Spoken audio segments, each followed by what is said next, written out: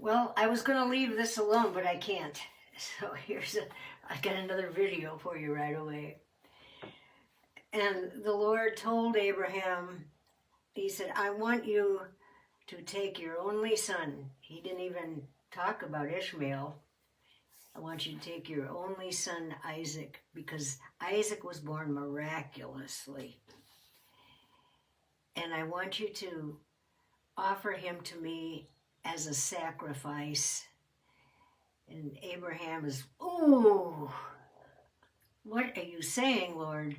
You told me he was going to be the father in the lineage of many nations to come, and as many in his family as the stars of the sky. Now you want me to offer him as a sacrifice?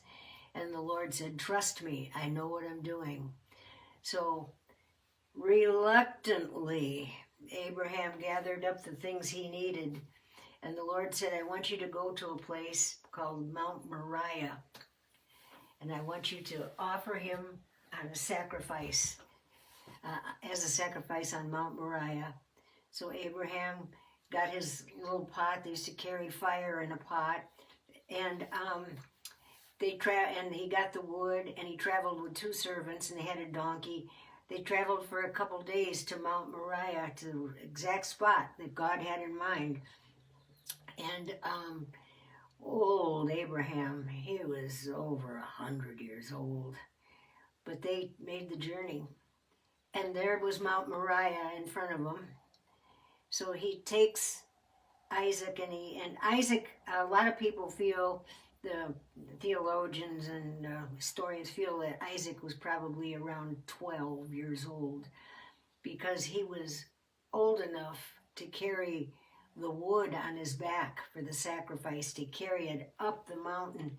So he had a load of wood on his back, and his father carried the fire for the wood in they had a little pot that they used to carry fire in. And they went up on Mount Moriah, and the donkey and the 2 servants stayed down below. And this is such a touching story. I imagine I imagine that Abraham, his eyes were probably filled with tears on the way up. Excuse me. How can you give your own precious child away that came so miraculously?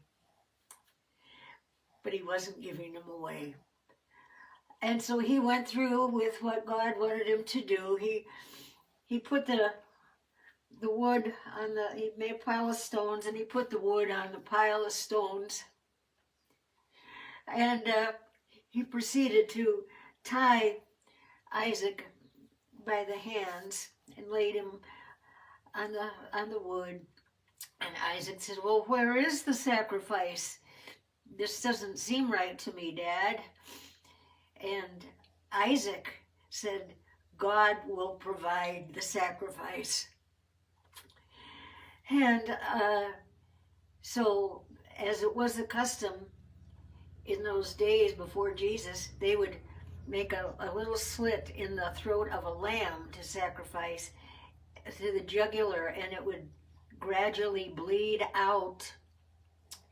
And it was the least invasive way, and it would make the lamb fall asleep from the lack of the blood, bleed out. The sin was in the blood, the scripture says, it bleeding out. Shows they wanted the sin killed in their life.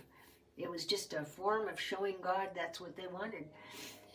So as Abraham was ready to put the knife there, it says that an angel appeared from nowhere. A strong man appeared from nowhere and stopped Isaac's arm from doing that. And Isaac dropped his knife, and then the man disappeared. And then Isaac looked over. There was a thorny, bushy area near him, and Isaac looked over there. Abraham looked over there, and he saw a young ram that was caught in the thicket of thorns. It was all tangled around his head. He couldn't get his head loose.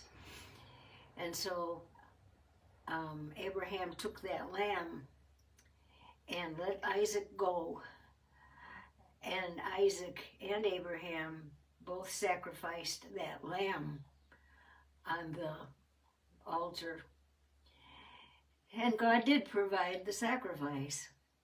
Then they came down from the mountain back to the servants, because Abraham knew in his heart, he said, I will come back, I will return.